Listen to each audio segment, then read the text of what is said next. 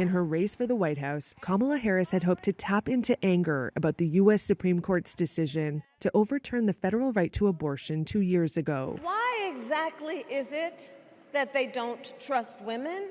But the issue did not drive the turnout the Democratic vice president needed to win. According to an Edison Research exit poll, nearly a third of voters said the economy was their top issue. Only 14% said it was abortion. And while women voters did prefer Harris over Republican Donald Trump, 53% to 45%, she captured a smaller share of women voters compared to what President Joe Biden received in 2020. Trump also improved on his share of women voters by 3 percentage points compared to 2020.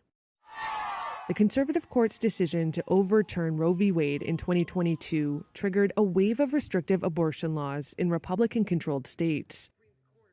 Before Tuesday, 7 states put the issue of abortion rights directly to voters. Abortion rights campaigns won every time. He brags about overturning Roe v. Wade. In his own words, quote, "I did it and I'm proud to have done it." In her campaign, Harris said Trump would roll back access to reproductive health care and promised to bring back a federal law restoring abortion rights nationwide. For his part, Trump has said, leave the issue to the states. And I did that. Now the states are voting. Exit polls showed more voters said they trusted Harris compared to Trump on the issue of abortion. But election results showed some felt they could support abortion rights and Trump at the same time. He won in both Missouri and Florida, states where abortion rights ballot measures received a majority of support, although the Florida vote fell short of the 60% threshold needed to pass. For the next 4 years, it appears abortion laws will likely remain a state-by-state patchwork. Abortion rights advocates say state-level elections will become all the more important to preserving abortion access under Trump. That includes elections for state Supreme Court judges and constitutional officers. We love babies, yes we do! Meanwhile, some anti-abortion groups say they're keen to push for new policies under the next Trump administration, which begins on January 20th. In Miami, these Donald Trump supporters are celebrating the Republicans' decisive win in the U.S. presidential race.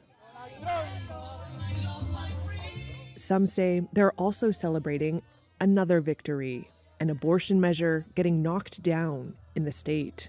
Feliz. I was happy because, look, first I am Catholic and I am a conservative, says Karen Guerrero. 10 states put abortion on the ballot this week. 7 of them gave the green light to constitutional amendments enshrining or expanding rights, including notably in Missouri, a state with a total ban.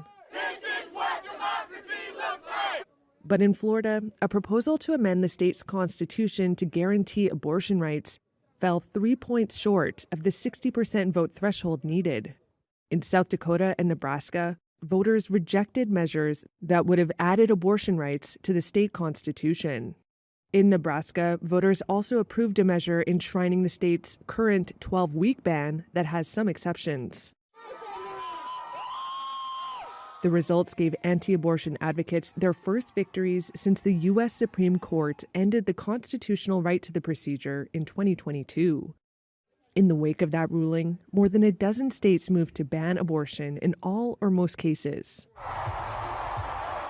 Democratic presidential candidate Kamala Harris had campaigned on protecting reproductive rights, All because doctors are afraid. blaming Trump's Republican Party for the bans. Trump has said a federal abortion ban is unnecessary and that the issue should be figured out at the state level. Liberals, conservatives, everybody wanted it back in the states, and I did that. Now the states are voting. On Tuesday, Democrats had hoped the issue would help liberal candidates secure seats on state Supreme Courts nationwide. With nearly 36 states with seats on the ballot, results were mixed. Democratic-backed candidates in Kentucky and Michigan won contests, while Republicans won in Ohio.